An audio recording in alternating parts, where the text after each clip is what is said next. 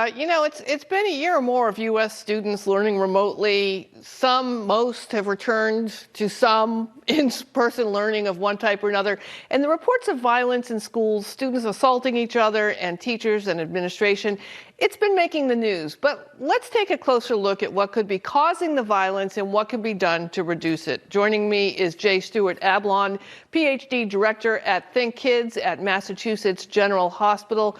Dr. Ablon, thanks for joining me. Do you think there's been an increase in violence of schools since the return to school, or are we just paying more attention to it? So it certainly seems to like we are seeing a lot more violence, but I can tell you for sure, absolutely, we are seeing all kinds of challenging behavior much more often across all grade levels. And, if you talk to any teachers, school leaders, they'll all tell you the same thing. Honestly, students are really struggling. So are educators. Both are exhausted. It's unlike anything I've seen in the 25 years or so I've been working with schools like this. Yeah, let's talk about how the pandemic has impacted students who were already at risk. Can you talk a little bit about some of those kids who were on the bubble for one reason or another, and what the past year and a half may have done to them to impact their ability to be at school successfully?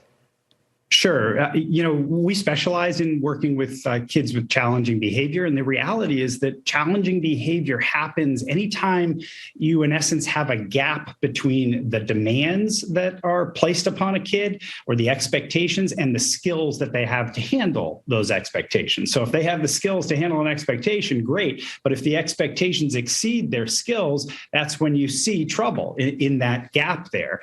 And the reality is, look, if you put, say, a seventh grader in a 10th grade classroom environment, they're going to struggle academically, socially, and they're going to exhibit a whole bunch of problematic behavior.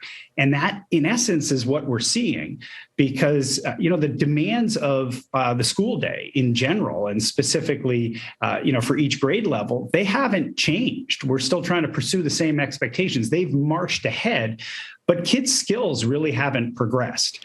The reality is, remote hybrid schooling was a heroic effort by our educators, but it just wasn't the same. And kids didn't make the same progress academically, socially, et cetera. So their skills have lagged behind, even though the expectations have continued to advance. And so we're seeing this big gap, and they're not able to keep up. And for some kids and families that have experienced real trauma and loss during the pandemic, it's just made that gap even worse. So the kids at most risk are at further risk at this point, sadly. And you've got the brain development issue, right? This is not new.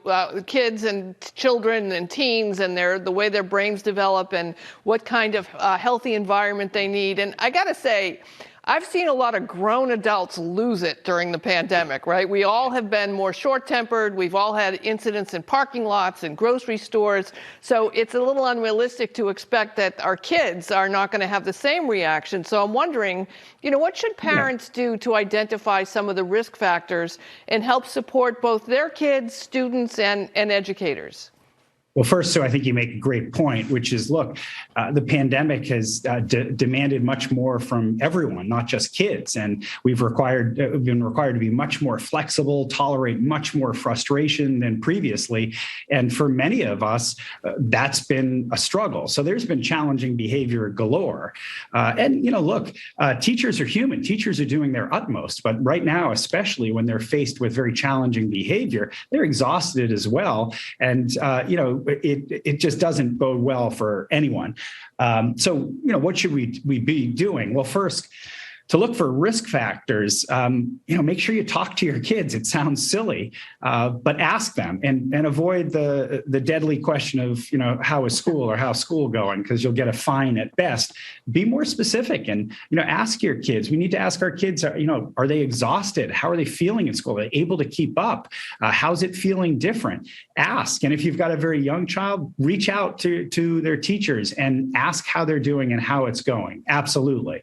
But then, when it comes to what to do, look, if the expectations are outstripping people's skills, we only really have two levers to pull, trying to build kids' skills back up. But also, I think we need to reduce some of the expectations on kids, on students, and on educators alike to be in a more realistic place.